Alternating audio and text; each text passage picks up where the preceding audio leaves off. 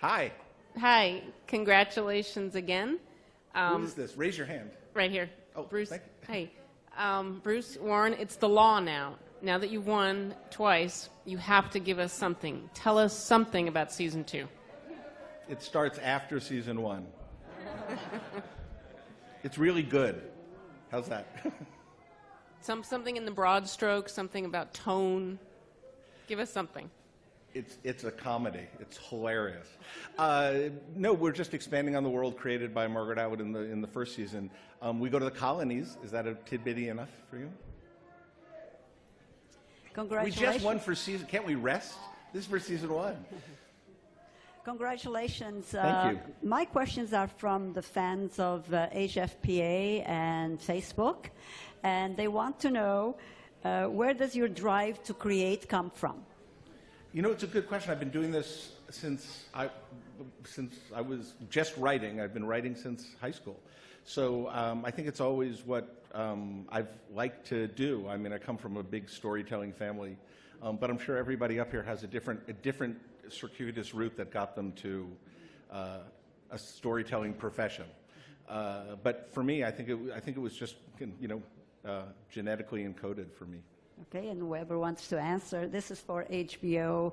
I mean, this is for the fans of Facebook on the HFPA fans of Facebook. And their question is, what is your biggest challenge when starting a project, and how do you overcome it? Yeah, what is your biggest challenge? It's my biggest challenge. I think our biggest challenge as a group is probably just trying to do this incredible book justice, this particular show. My challenge in general when starting a project is I set a kind of high bar for myself.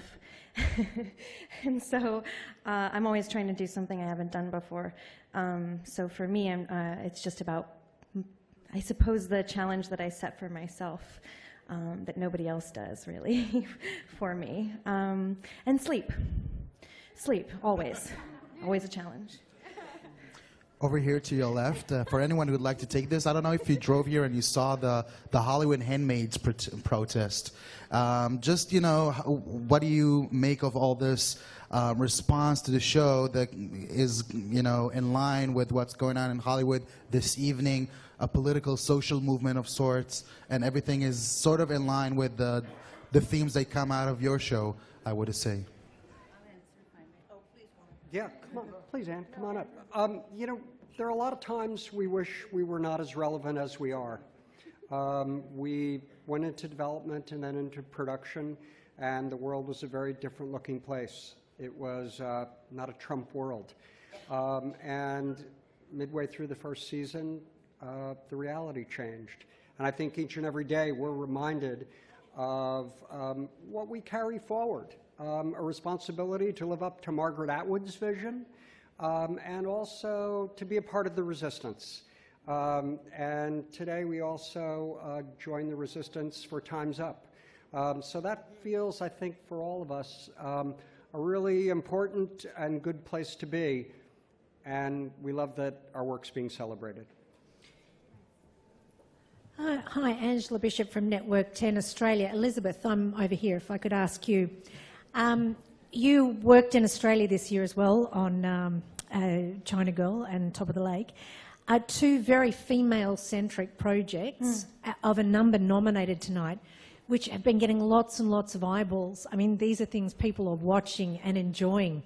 Is this a way in itself of empowering women, telling our stories, but having them be enormously popular? Yeah, absolutely. I mean, I think, we want to tell stories that reflect our lives back at us. And many, many, many women watch television, and many, many women go to the movies, sometimes more than men. And so we want to see those stories. We want to see ourselves.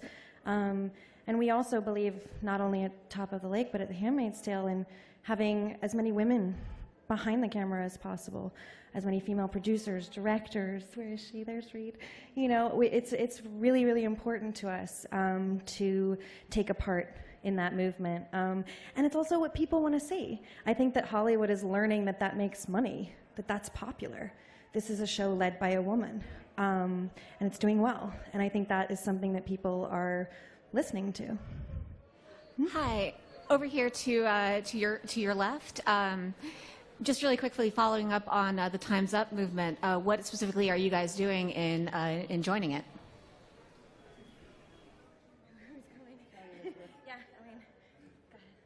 In joining or enjoying it? Because it's kind of enjoyable. I think just to be able to be able to have people start to be comfortable talking about all these things that are so uncomfortable, because when they are not spoken about is when they, proliferate in the darkness. So the more we can talk about it, the more we can bring these conversations to the fore. Things have changed a lot since I started in television, and this seems like a tipping point where things are going to change quite a bit, and we're thrilled to just be here and be part of it.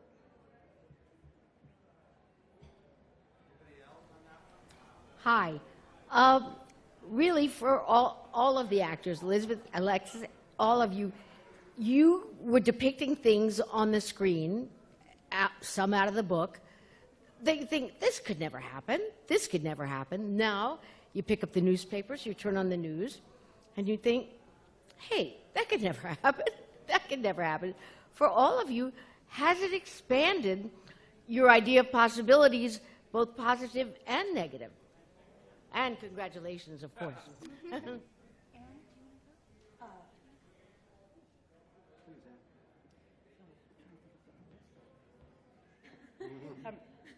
Sweetheart, would you just say that question again?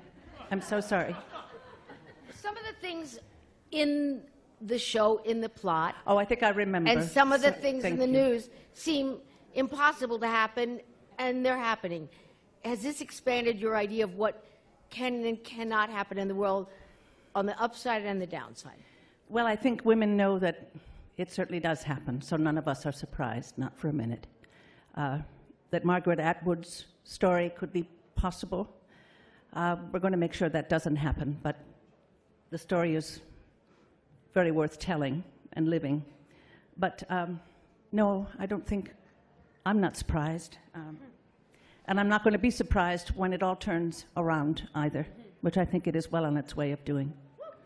Thank you. Hello. Hi. Congratulations. I just wanted to ask, this show was passed over at Amazon, and after that we learned a little bit about the boss there, and I was wondering if you could say if you think that was a coincidence or not. I have no idea, and I wouldn't dare to answer kind of the inner workings of Amazon and how they decide what projects they're going to do or not. What I will say is that both at Hulu and at MGM, there has never been ever a message in any way to cut back, curtail, soften any of our content. We have partners that basically just look at us and say, go forward, do the work you're doing. They're amazing for us to go out there, and our greatest fear is to disappoint them or disappoint Margaret's readers and her loyal following. It's an amazing world that we get to live in to do this kind of work. All right, everybody, thank you so much. Thank you. Thank you.